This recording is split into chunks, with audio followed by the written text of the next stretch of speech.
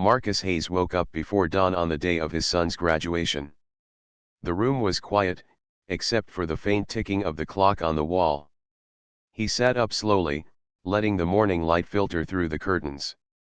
For a long time, he stayed still, taking deep breaths, because this day was not like any other day. It was the day he had dreamed of during long nights in desert camps, the day he had carried in his heart when he was far from home. His son David was graduating, and Marcus would finally see him walk across that stage. He dressed carefully, pressing his old Marine uniform the night before so it looked sharp. The medals pinned to his chest were not many, but each one carried a story of sweat, pain, and survival. As he looked in the mirror, he did not see a perfect man or even a perfect father. He saw a man who had missed too many birthdays, too many school plays, and too many dinners at the family table. Yet today, he hoped his son would see something else in him: pride, love, and an unshakable bond. The drive to the school was quiet. Marcus lived alone now in a modest apartment, but the car ride felt full of voices, memories of David's childhood.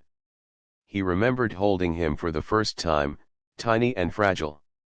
He remembered teaching him how to ride a bike in the park, running beside him until the boy found balance on his own. He remembered the letters David had written when Marcus was deployed, short sentences filled with love and childlike spelling. Each memory made his chest tighten, but it also made him smile. When he arrived, the parking lot was already crowded. Families walked together, some carrying flowers, others balloons. Parents held cameras, eager to capture moments they would never get back. Marcus stepped out of his car and adjusted his uniform. He felt the stares of a few people, but he was used to it. His dark skin, his marine attire, and the quiet strength in his walk often drew attention. He ignored it and focused on the only thing that mattered: his son. Inside the auditorium, the decorations were simple but festive. Rows of chairs were filled with families buzzing with excitement. On the stage, a large banner read, "Congratulations, Class of 2023. The air smelled faintly of fresh flowers placed along the aisles, mixed with the sound of students laughing nervously backstage. Marcus found a seat near the front. He wanted to be as close as possible, to capture David's smile with his camera. As he sat down, he carefully placed the camera in his lap and looked around. His eyes softened as he saw other fathers taking their seats, mothers fixing their children's gowns, grandparents leaning on canes but refusing to miss the day. He whispered to himself, "I made it, son. I'm here." For a moment, Marcus's mind drifted back to the years when this moment had felt so far away. He thought of the nights overseas, lying under the open sky, staring at stars that looked the same but felt distant. He thought of the explosions that shook the ground, the fear that crept into his bones, and the prayers he whispered that he would survive to see his boy grow. Every mission, every march, every scar had been worth it for this single day.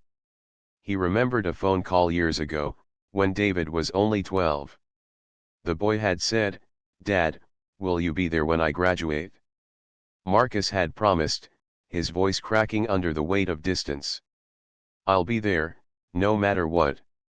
That promise had carried him through battlefields, through lonely nights, through the ache of separation.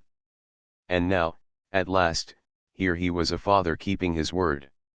The lights dimmed slightly, signaling the start of the ceremony. Families hushed, and the principal walked to the podium. Marcus straightened his back, heart pounding. He could almost see David waiting in his cap and gown, ready to step onto the stage. His chest swelled with pride, but also with nervousness. Would David spot him in the crowd? Would he smile, knowing his father was there? Marcus tightened his grip on the camera. He imagined the picture he wanted to take: his son holding his diploma, a wide grin spreading across his face. That photo would go on his wall, a reminder that every sacrifice had been worth it. As music began to play and the graduates started filing in, Marcus's eyes searched the crowd. And then he saw him. David walked proudly with his classmates, Tall and confident, his cap slightly tilted. Marcus's breath caught in his throat. That boy, now a young man, was the reason he had endured so much. He wanted to shout his name, to clap louder than anyone else, but he stayed composed. He didn't want to embarrass his son.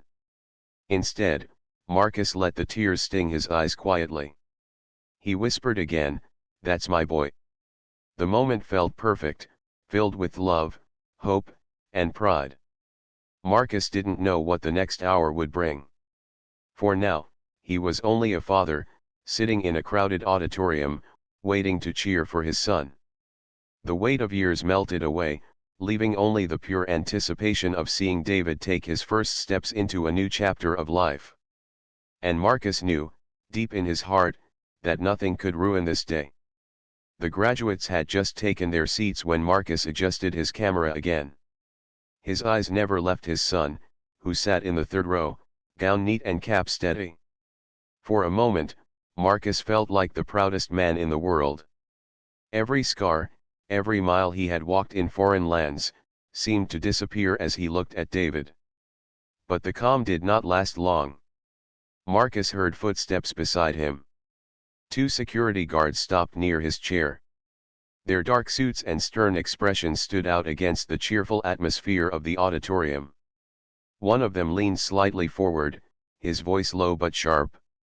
"Sir, these seats are reserved," the guard said, motioning toward Marcus's row.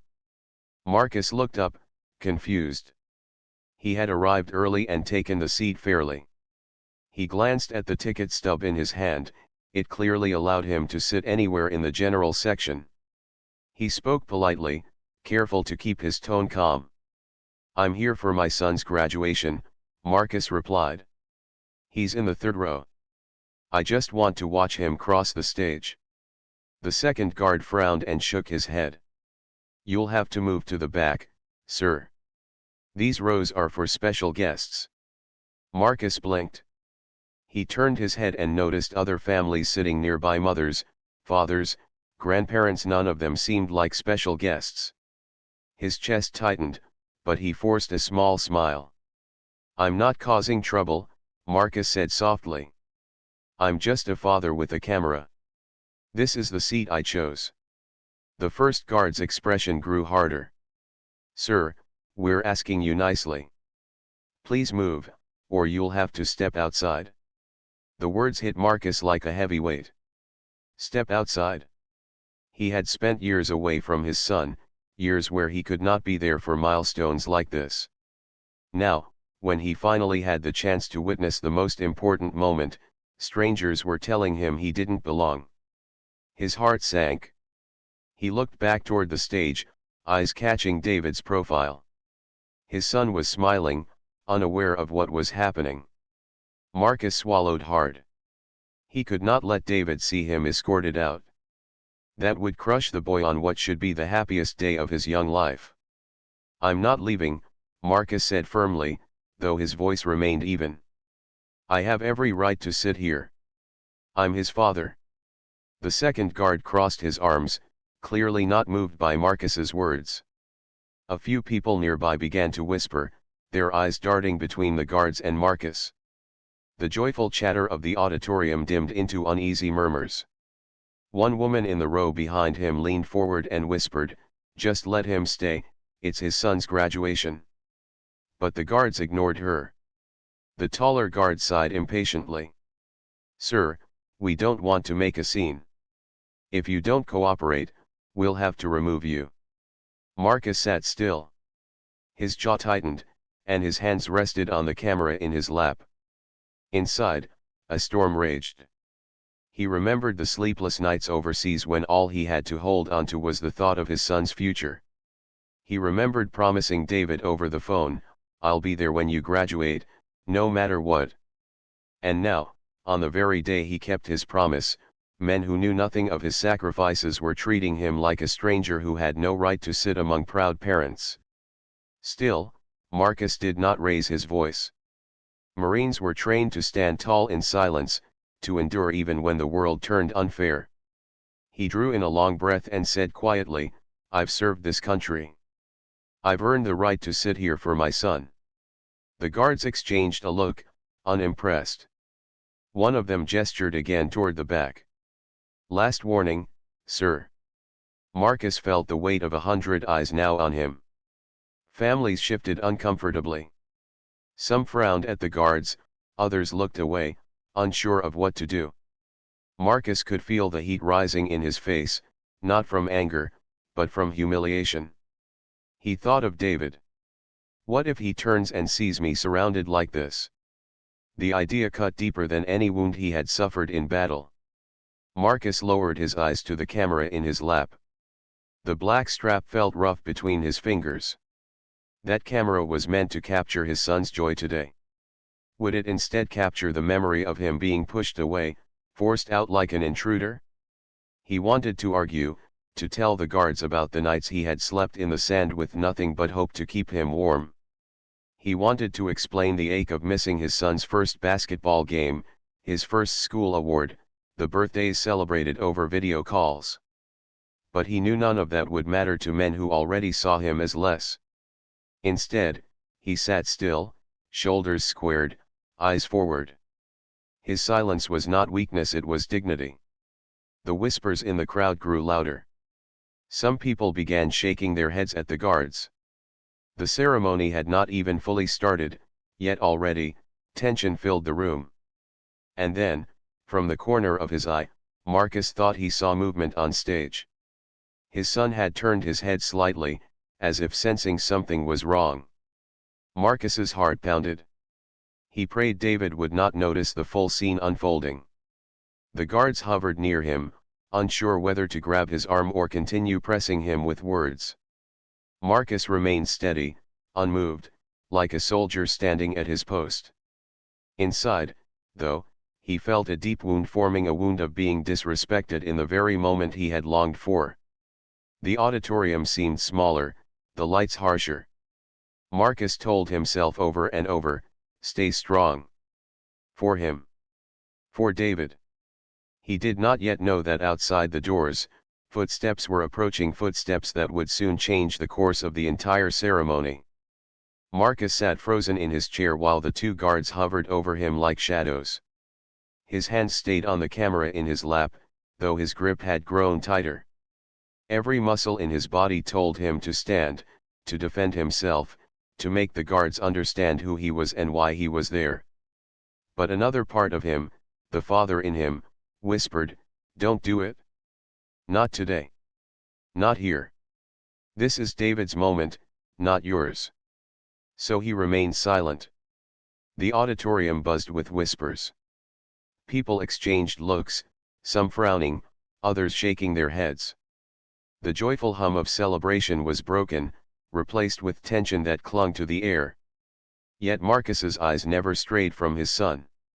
David sat proudly with his classmates, his cap slightly tilted, his hands folded nervously on his lap. He had no idea what was happening just a few rows away. Marcus's chest ached with both relief and pain, relief that David hadn't noticed yet, and pain that he, as a father, had to endure this humiliation quietly. For Marcus, silence was not new. He had learned it during long deployments, when fear, loneliness, and longing had to be swallowed whole because speaking them out loud could break a man. Silence had been his companion in deserts, jungles, and stormy seas. He knew how to bury feelings deep inside. But this silence felt heavier, sharper. This silence wasn't about survival, it was about love. His mind drifted backward, pulled by memories he had kept locked away. He remembered one winter when David was only 6. Marcus had come home for a short break between deployments. He had promised to take David to see the Christmas lights in town. The boy had been so excited, bouncing on his small feet, wearing a wool hat far too big for his head. But before the night could come, Marcus was called back early. He had watched David's little face fall as he explained, "Daddy has to go help again." The boy hadn't cried. Instead, he had nodded quietly, trying to be brave. That silent nod had pierced Marcus's heart. Another memory followed. David's 10th birthday. Marcus had sent a package from overseas, just a small toy car, wrapped in brown paper. When he called on video later, David had held it up proudly and said, "It's the best gift ever, Dad." Marcus had smiled, but when the screen went dark, he had sat alone in his tent, tears running down his dusty face. Now, sitting in the auditorium, Marcus realized how much of his fatherhood had been carried in silence, missing moments, hidden pain, unspoken love. And here he was again, silent, while strangers tried to strip away his place in his son's milestone. The guards still lingered, waiting for him to move. One cleared his throat, clearly impatient, but Marcus didn't respond. His jaw was set, his back straight, his eyes forward. On the outside, he looked calm and unshaken. On the inside, his heart was breaking. He thought of what it meant to wear the Marine uniform. To him, it wasn't just cloth and medals. It was every sleepless night, every battle fought, every friend lost along the way. It was sacrifice, carried quietly, without asking for thanks. He had never expected a parade. He had never demanded applause. All he wanted more than anything was to sit in that chair and watch his boy walk across the stage. Why was that too much to ask? The whispers in the audience grew stronger. A man in the row behind leaned forward again and said softly, "You don't have to move, sir. You've earned that seat." Marcus gave the man a brief nod of gratitude, though he didn't speak. He was afraid that if he opened his mouth now, the words might come out cracked with anger, or worse, with tears. His silence became his shield. It was the only way to protect his son's moment. From the stage, David shifted slightly in his seat. His eyes scanned the crowd as if he felt something was wrong. Marcus held his breath. For a second, father and son's eyes nearly met. Quickly, Marcus forced a small smile, pretending everything was fine. David turned back, reassured, and Marcus exhaled slowly, relief washing over him. But the pain didn't fade. Inside, Marcus carried a storm of emotions. He felt humiliation, anger, sadness, all tangled together. Most of all, he felt invisible. A man who had given his strength, his youth, his years for his country now sat quietly, treated as if he were unworthy of a front row seat at his own son's graduation. Still, he would not move. His thoughts returned to a promise he had made years ago.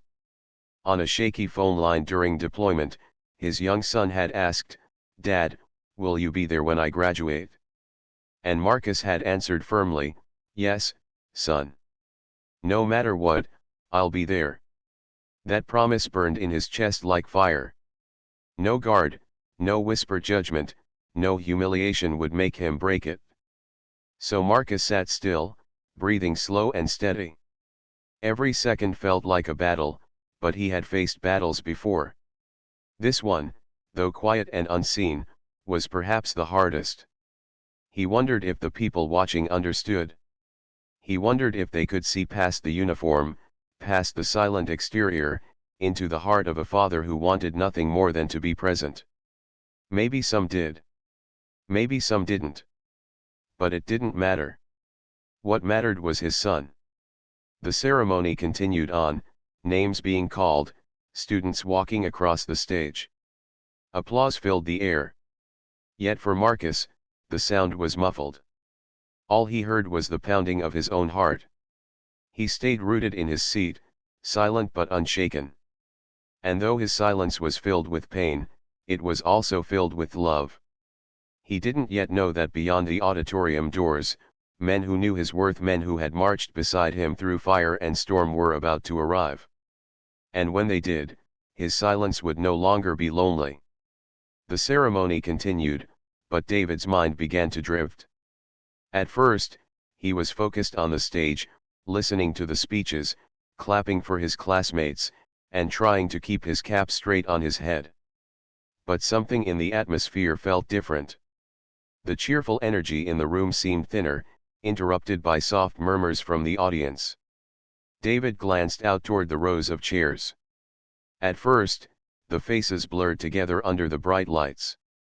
Parents with cameras, mothers dabbing their eyes with tissues, younger siblings fidgeting in their seats, it all looked normal. But then his eyes landed near the front. There he was. His father. Marcus Hayes sat tall, dressed in his Marine uniform. Even from the stage, David could see the way his father held himself with discipline, with quiet pride. But something else caught his attention. 2 security guards stood near his father's chair, their stiff postures out of place in a room that was supposed to be about joy. David frowned. Why were the guards there? His classmates whispered beside him, nudging one another as if they too had noticed. David's heartbeat quickened. He tried to look away, but his eyes returned again and again to that scene. His father's shoulders were square, his hands resting calmly on a camera, but David knew his father too well. He could see the tension in the way his father's jaw was set, in the stillness that was too controlled. David remembered that stillness. It was the same expression his father wore when they had spoken over video calls during deployment. Behind the calm surface, there had always been storms of pain and sacrifice. Something was wrong. David's mind spun back to memories. He thought of the many times his father had missed events, science fairs, basketball games, even birthdays. Other kids had fathers cheering in the crowd, but David often had only his mom or relatives. Yet he had never blamed Marcus. He knew his dad was serving something bigger, protecting people, carrying burdens most couldn't imagine. When David was younger, he used to draw little pictures and mail them overseas. He remembered one where he had drawn himself in a graduation cap, holding his dad's hand. In big letters, he had written, "Don't forget to come to my graduation." His father had promised back then that he wouldn't miss it. That promise had kept David strong through the years of distance. And now, seeing the guards near his father, a wave of fear washed over him. What if they made him leave? What if his father, after all his sacrifices, missed the very moment he had promised to be there for? David's hands clenched in his lap. He tried to focus on the speeches, but the words blurred into background noise. He stole another glance at his father. Marcus gave the faintest smile, a small attempt to calm his son if their eyes met. But David could see past it. He had grown up watching his father hide pain behind calm expressions. He knew that smile was only a shield. The ceremony carried on, but for David, time moved slowly. His heart pounded louder than the music echoing in the auditorium. He wanted to jump off the stage, run down the aisle, and stand beside his father. He wanted to shout at the guards to leave him alone, to tell everyone in the room what kind of man Marcus Hayes really was. But he couldn't. Not yet. Instead, he sat there, trapped by the formality of the event. His name had not been called yet. He could not move. He could only watch, helpless, as the silent tension around his father grew heavier. David thought about the stories his father rarely shared. He remembered one night when Marcus had finally opened up, just a little. He had spoken of a mission far away, of fear in the darkness, of brothers who never made it back home. He had said softly, "I keep going because I promised you I'd always try to come home." Those words had carved themselves into David's heart. And now here was his father, treated as if he didn't belong in the very place he had fought so hard to reach. David's chest burned with frustration. He wanted the whole auditorium to know the truth that the man sitting quietly in the front row was more than just a face in a crowd. He was a Marine who had missed his own life so his son could have a better one. He was a father who had carried his love silently across oceans and battlefields. The principal's voice rang out again, announcing another student's name. Applause filled the air, but David barely heard it. His mind was locked on one thought: don't let them take him away. From the corner of his eye, David noticed movement at the back of the auditorium. The doors opened, and several tall figures entered. Their presence was commanding, their uniforms unmistakable. Though David couldn't yet see their faces clearly, he felt something shift in the room. The audience grew quiet, almost sensing that something important was about to happen. David's breath caught. Were they here for his father? Who were they? He looked back at Marcus. His father hadn't moved, hadn't flinched, but there was a flicker in his eyes. A recognition. David's chest swelled with both fear and hope. He didn't understand what was happening yet, but he knew one thing: his father was not alone. For the first time since noticing the guards, a small spark of relief lit in David's heart. And though the ceremony continued as if nothing unusual was happening, David knew the moment was building towards something he would never forget. The days after their conversation felt heavy for Adrian. He went to work as usual, attending meetings, signing contracts, and making big decisions that could change the future of his company. To the world, he was confident, calm, and in control. But inside, he was restless. Every evening when the building grew quiet, his thoughts returned to Elena.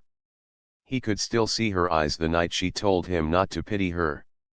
Those words echoed in his mind. He understood her pride. He had always known she was strong, even as a child. She was the type of person who would stand tall no matter how much the world pushed her down. And yet, the sight of her struggling broke him in ways he had never felt before. Adrian wanted to help her. He wanted to take away her worries, her struggles, her pain. He had the power to do it. His wealth could solve problems in minutes that she had been carrying for years. But he also knew that if he tried to help her openly, she would reject it. She would see it as pity, as charity, and her dignity would not allow her to accept it. That was his conflict. He sat late in his office one night, staring at the city lights outside his window. His reflection looked back at him: sharp suit, expensive watch, the image of success. But inside, he felt small, powerless against the walls Elena had built around her heart. Finally, he made a quiet decision. If she wouldn't accept his help directly, then he would find another way. A way that would not hurt her pride.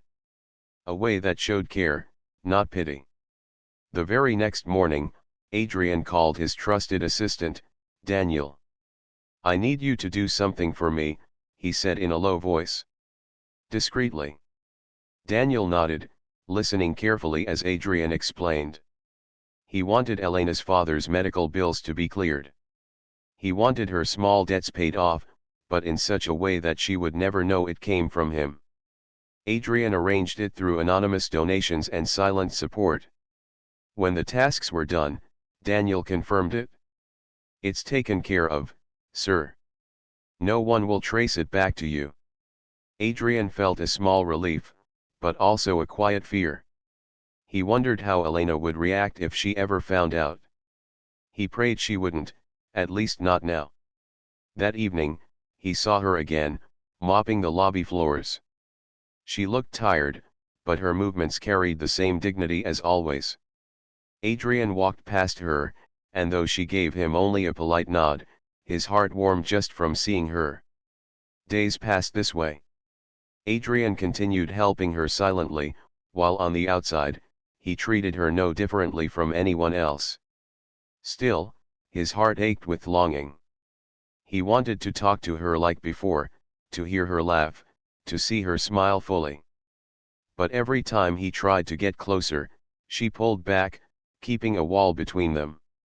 One night, Adrian sat in his car after work, watching Elena leave the building. She carried her small bag, her shoulders slightly bent from exhaustion. She walked toward the bus stop instead of taking a cab.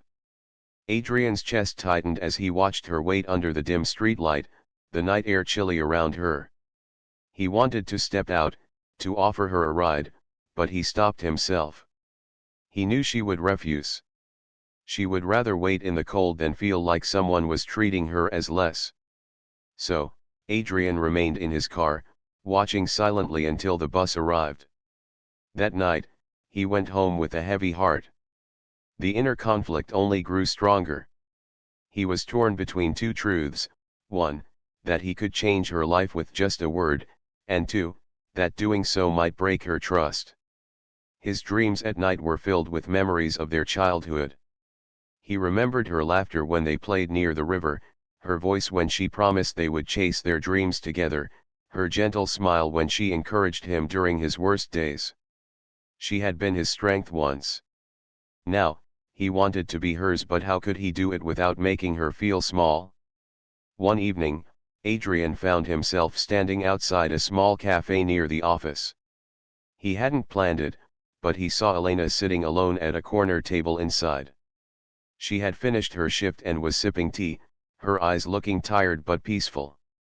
He hesitated, then entered. She looked up, surprised to see him. "Adrian," she said softly. "What are you doing here?" "I was passing by," he lied with a smile. "May I join you?" She hesitated, but then gave a small nod. They sat across from each other, and for the first time in years, they shared a quiet moment that wasn't filled with work or silence. Adrian asked her about her day, her family, her memories of their town. Slowly, she began to open up, her words careful but honest. Adrian listened closely, not interrupting, not offering solutions, just listening. He realized then that perhaps the best way to help her wasn't only through money or power. Perhaps it was through presence. Through showing her that she wasn't alone, that someone cared enough to listen. When they parted that night, Elena gave him a look that was softer than before. Not a full smile, not complete trust, but a small step forward. Adrian walked away with his heart both heavy and hopeful. His inner conflict was still there, but now he had a new understanding. Maybe helping Elena wasn't about saving her, it was about standing beside her until she was ready to save herself. Elena's days continued as usual.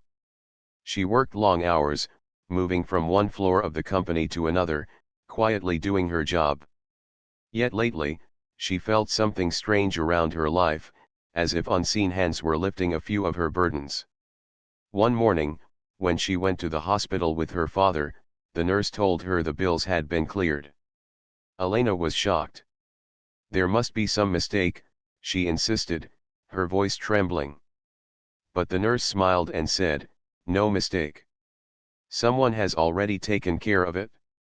Everything is paid in full." Elena walked out of the hospital with her father, her mind racing.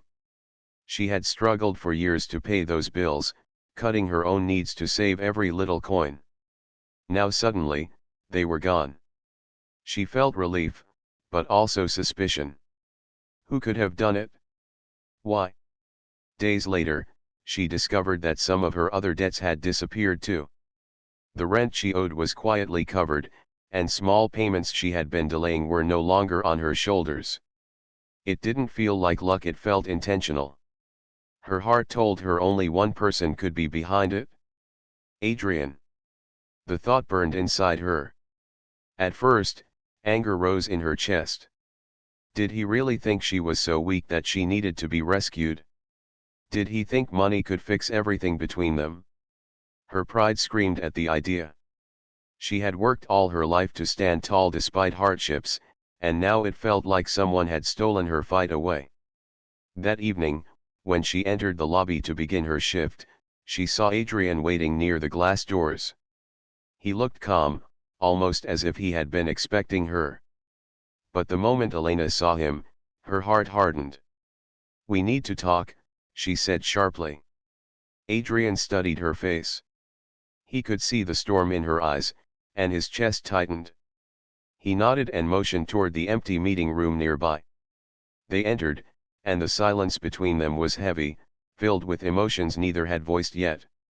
"You paid my father's hospital bills," Elena began, her voice firm. "You cleared my debts. Don't deny it." Adrian lowered his gaze for a moment, then looked back at her. "Yes," he admitted quietly. Her hands clenched at her sides. "Why, Adrian? Why would you do that without telling me?" He stepped closer, his voice soft but steady. "Because I care about you, Elena. Because I couldn't stand watching you struggle when I had the power to ease your pain. Her eyes filled with unshed tears, but her pride held them back. Do you think I asked for your help? Do you think I wanted your pity? It's not pity, Adrian said quickly, his voice breaking with emotion. It's love. I never stopped caring for you. I couldn't walk past you every night and pretend I didn't see the weight you carried. I wanted to give you back some of the peace life stole from you. Elena turned away, her shoulders trembling. His words touched her, but the wound of pride was deep. Adrian, you don't understand. My life, my struggles, they shaped me. They gave me strength. When you clear them away like this, it feels like you are saying I am not strong enough. Adrian moved closer, his voice softer now. No, I am saying you shouldn't have to be strong alone. You carried the weight for too long. Let me carry some of it with you. The silence stretched. Elena's defenses began to crumble, but she still fought to hold them. Her pride had been her shield for years, the only thing keeping her from breaking. You had everything, Adrian, she whispered, her voice shaking. We were children once, and we dreamed together. You chased your dreams, and you caught them. I stayed behind, and life broke mine. Do you know how hard it is to see you now successful, powerful while I am here, cleaning your floors? Adrian's heart ached. He reached out, gently taking her hand. I know it hurts. But Elena, to me, you are not the woman mopping the floors of my company. You are still the girl who believed in me when I had nothing. You are still the one who gave me courage when I was lost. Money built my world, yes, but you built me. Her tears finally slipped down her cheeks. She tried to pull her hand away, but Adrian held it firmly, not to control her, but to keep her from drifting away again. Elena, he continued, his voice trembling, I didn't help you because I see you as weak. I helped you because I love you. And I will never stop. The words cut through her anger like light through a storm. For the first time, she saw not the powerful millionaire, but the same boy she once knew, the boy who had walked beside her after school, who had promised her the world with innocent eyes. Her heart softened. She looked at him, her tears falling freely now. You make everything so complicated, she whispered. Adrian smiled faintly, his own eyes shining. Love is always complicated. But it's real. For a long moment, they stood there in silence, their emotions raw and unguarded. Elena no longer saw pity in his actions. She saw love clumsy, desperate, but true. And though she was not ready to fully surrender her heart, she knew one thing, Adrian's love was not something she could easily walk away from. That night, as they left the meeting room, Elena's steps were lighter. Her heart still wrestled with pride and pain, but it also carried a new warmth, the warmth of being seen, truly seen, after so many lonely years. Adrian walked beside her, quietly, knowing the battle was not over but also knowing something had shifted. Their story was far from finished, but for the first time, hope was on their side. The days after their confrontation were different. Something had shifted between Adrian and Elena. The heavy wall of silence was not as tall anymore. It was still there, but cracks had begun to form. Adrian continued with his work, but his heart felt lighter now. At night, when he saw Elena mopping the floors, she no longer looked at him with the same cold distance. There was still caution in her eyes, but there was also a softness that had not been there before. Elena, on her side, felt torn inside. She had lived so long protecting her pride that she did not know how to let someone in again. But Adrian's words stayed with her, I didn't help you because you are weak. I helped you because I love you. Those words melted parts of her heart she thought had turned to stone.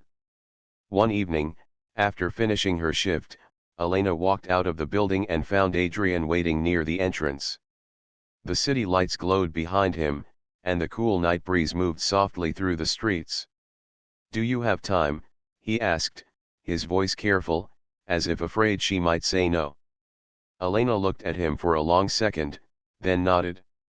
Yes. They walked together through the quiet streets. At first, neither spoke. Their footsteps echoed against the pavement, and the silence between them was not uncomfortable this time. It was gentle, almost peaceful. Finally, Adrian broke it.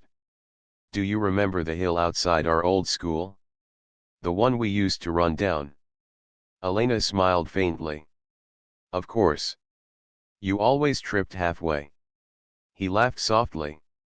And you always helped me up. For the first time in years, their laughter blended together, warm and natural. The moment felt like a small bridge back to the children they once were. They stopped at a small park, one with a few benches and quiet trees. Elena sat down, and Adrian joined her. The world around them was still, as if holding its breath for their conversation. Elena, Adrian began, his tone serious, I know I can't change the past. I can't give back the years we lost or the dreams life stole from you. But I want to be part of your future. Not as the millionaire who owns this company, but as the boy you once believed in. Her heart squeezed at his words. She looked down at her hands, her fingers trembling slightly. Adrian, my life is not simple. I've been broken too many times. I don't know if I can just open my heart again, even if I want to. Adrian reached for her hand, gently holding it between his. Then don't open it all at once. Let me stand beside you until you're ready. I'm not asking for perfection. I'm asking for a chance. Tears stung Elena's eyes. She had fought so hard to survive alone, to prove she was strong. But now, sitting beside him, she realized that strength did not always mean walking alone. Sometimes, strength was letting someone walk beside you. Slowly, she nodded. Maybe we can try. Adrian's heart leapt. He smiled, a genuine smile full of relief and hope. That's all I need. From that night onward, things began to change. Elena still worked hard, but she no longer carried her burdens completely alone. Adrian respected her space, never forcing his help on her again. Instead, he supported her in quiet ways, encouraging her to take evening classes, helping her father get proper care, and most importantly, showing up simply as a friend, as someone she could lean on. Weeks turned into months, and their bond grew stronger. The awkwardness faded, replaced by comfort. Sometimes they would sit together after her shift, sharing tea at the little cafe. Other times, Adrian would drive her home, and they would talk about everything: their childhood, their dreams, their fears. Elena began to laugh more often, her smile returning piece by piece. Adrian cherished every moment, every step of her healing. To him, it was not about saving her, it was about loving her exactly as she was, broken edges and all. One evening, Elena stood on the rooftop of the company building with Adrian. The city stretched out before them, full of lights and endless roads. She looked at him, her heart calmer than it had been in years. You know, she said softly, I used to think fate was cruel. That it took away everything I wanted. But maybe fate also brings back what you need most. Adrian turned to her, his eyes shining. Maybe fate was waiting for the right time to bring us together again.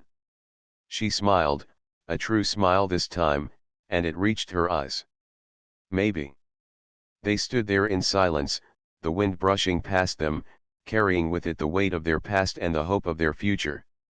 For the first time, Elena didn't feel ashamed of her struggles. She didn't feel like the girl left behind. She felt seen, valued, and loved. And Adrian, standing beside her, didn't feel like the untouchable millionaire. He felt like the boy who had once promised to never forget her. As they walked away together, their hands found each other naturally. No words were needed. The touch was enough.